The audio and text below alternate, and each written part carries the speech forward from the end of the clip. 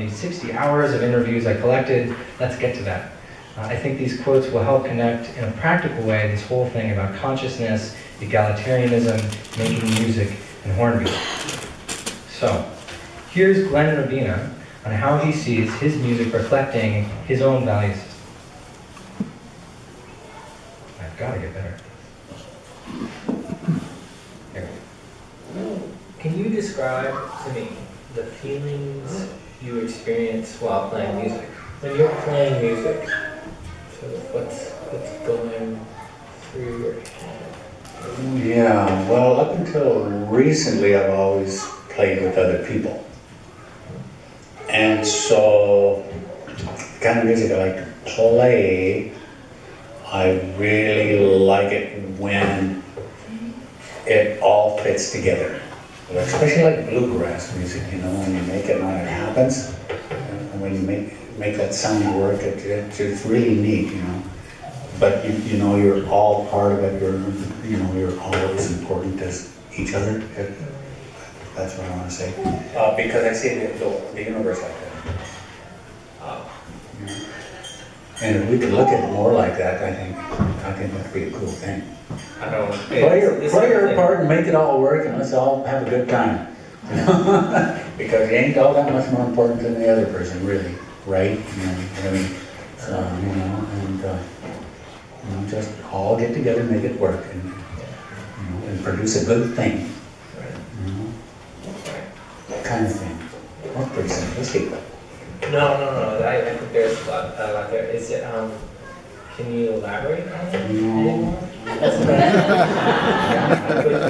don't need a whole mess of notes to say what I want to say. You just say the right notes, and boy, I think that's less and lots, and that's a reflection too of everything else. Less should be better in a lot of ways, and that is a really strong environmental kind of a statement, I think. You know, if you approach, everything that same way as you do your music, we don't need more, simply make do with less. Well, that's really good. That's interesting one. I've never thought that in my life. But here's Ted Tanner on what happens to him when the music is just right. To me, spirituality is about feeling connected and dissolving boundaries between your ego and the world that we're all so intimately interconnected with. And it's a total illusion of the mind that we have, that our bodies end at our skin, and that and we're totally separate from the rest of the world. We're constantly taking physically from the world our breath, skin's falling off and getting absorbed by the earth and growing new stuff, and it's like, it's a delusion. So, and it's a reality at the same time, that sort of thing. Blah blah blah. No, that's hard. Dude, that is like hitting the nail on that. Go on. This isn't a blah blah blah. No. It's perfect. Stick with it. Okay. So, music helps to dissolve that boundary for me. Either when I'm playing it myself, when I get lost in it, and I forget who I am, and I'm just lost in the music. The music's like almost like it's a cellular. It's coming out of me, but it's also being perceived by my senses and influencing what's coming out of me. It's this sort of. It's a great. I don't know. It's an amazing feeling of.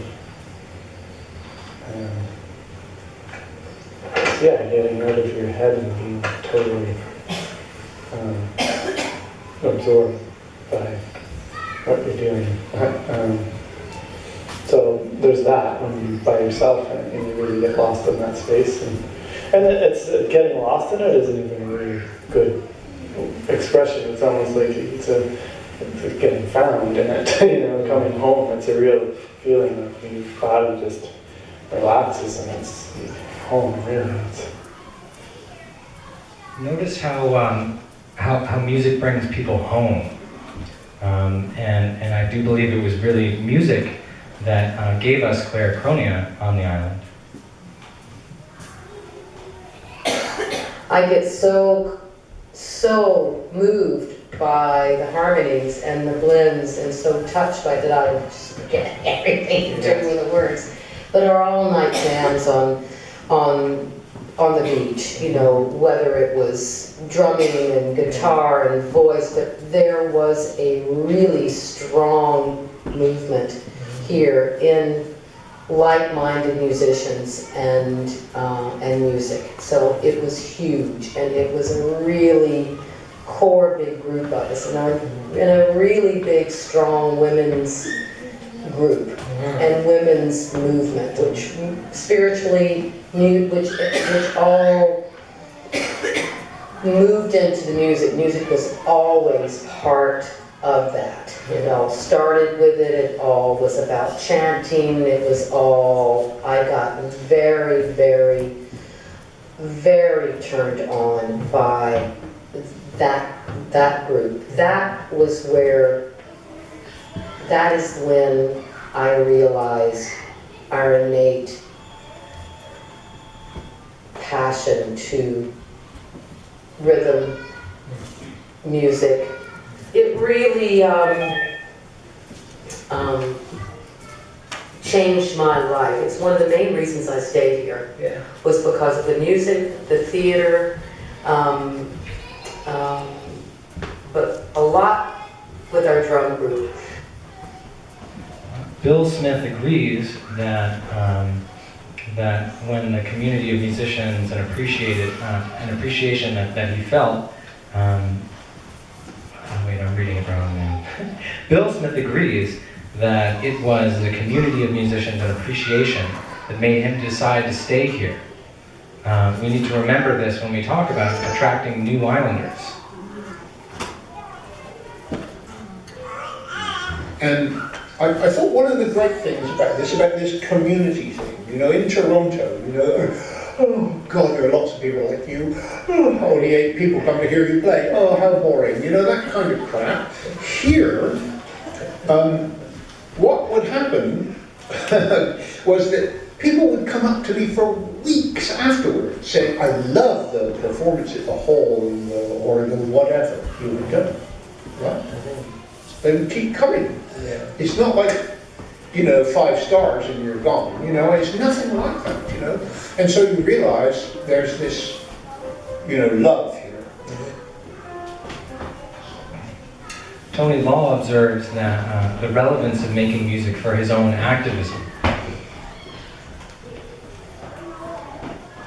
If you're involved in any activity or social and political activity and you're dancing together, again that creates a sense of unity and common purpose and connection. So, you know, when we talk about songs, I really see the value of dance in you know, political or social movements as a way of providing energy and unity. And particularly with a lot of issues where you're approaching them in a kind of, I think I'm repeating myself, but kind of an intellectual way, and you know there are struggles and so on that, you know, music provides a kind of counterpoint to that in terms of, you know, being very physical and hitting a different level. And I don't know, I realize probably other people can really get inspired by, say, literature or visual art, but I find the physical element of music and dance goes sort of deeper for me, deeper to the soul than other forms of art, because there's that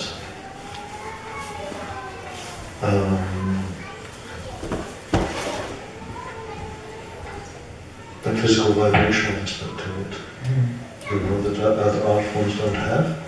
You know, you're looking at something or you're reading something, but here it's actual physical vibrations that go through your ears, making your body move. You know, that takes things a lot deeper. Jill Candlish speaks to the processes by which musicians gift energy to each other and to their audiences. Often, for an extended period of time, if you're part of a group, you actually belong to something, and it also achieves that good feeling of giving a sense of purpose, like I said, meaningful purpose. And I think another big need of people's is to give good energy. So, you know, just to give to people when they give. So that's one form of giving, creating music. Because even just the other people you're with playing the music, even if you don't have an audience, you're still giving that gift to each other of creating something. So I think it satisfies that deep urge to give, which is a meaningful purpose. So I'll tie it back to the same, that. And the belonging is a, you know, it's a circle of give and take, and you belong to a group and you have other responsibilities and needs that you each help each other to keep fulfilling. June Cannon speaks to the thrill of sensing that connection and that unity with another musician. The connection between the people as you play is really the high for me. You know, if you meet somebody, and it doesn't happen with everybody, and it doesn't happen every time, and it can happen it mostly would happen in a small group. It doesn't as often happen in a big group, but there's that, somehow it becomes more than just the sum of the instruments that are played, you know?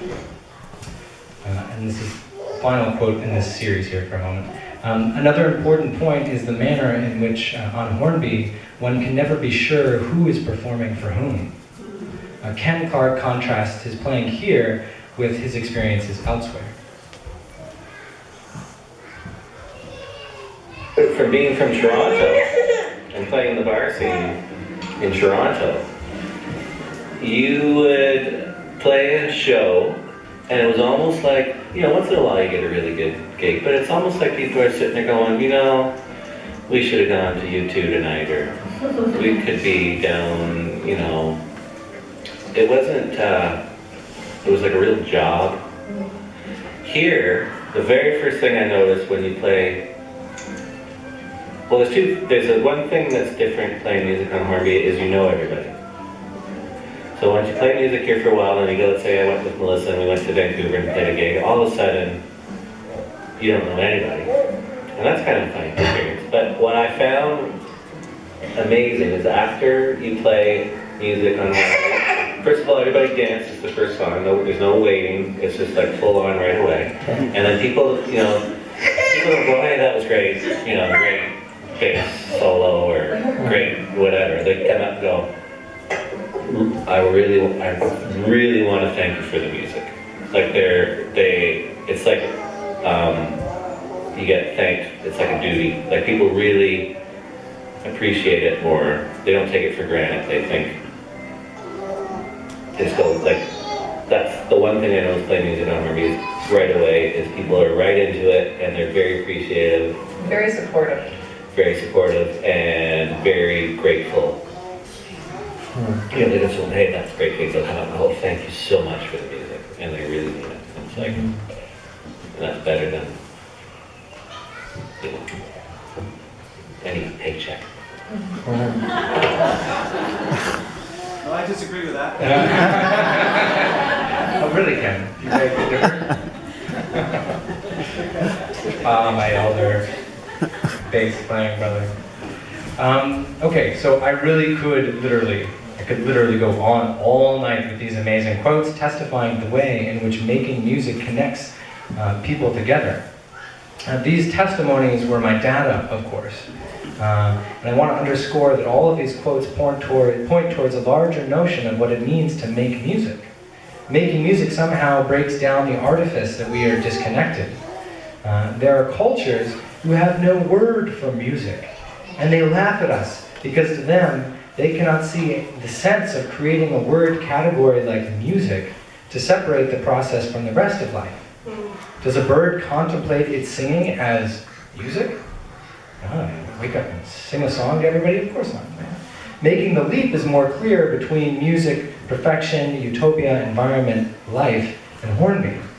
Making that leap more clear. Mark Atkinson explains how at a very practical level, making music can help speed the realization that all aspects of life are a kind of dialogue, a kind of participatory discrepancy, and a jam.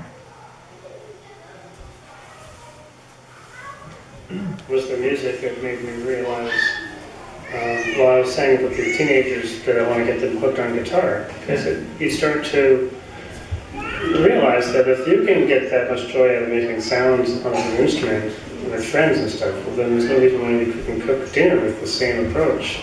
And there's no reason why you couldn't garden with the same approach. You start to wake up.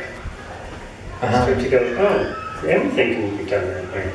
And we're always jamming, and we're always trying to make it a good jam. And you're hanging out with your kids and just everything. And so I think people want to live a life that's filled with art and beauty.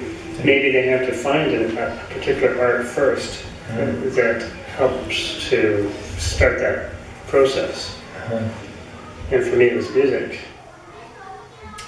So let's talk about Hornby in view of this idea that making music can have the capacity to bring people together, and that by unifying imperfect and different playing and people, the composite whole becomes something much greater than the sum of its parts. I'd say at limited moments at musical gatherings, sometimes we can even achieve a temporary utopia. In playing music, in going out to music, in all that work to produce the music, we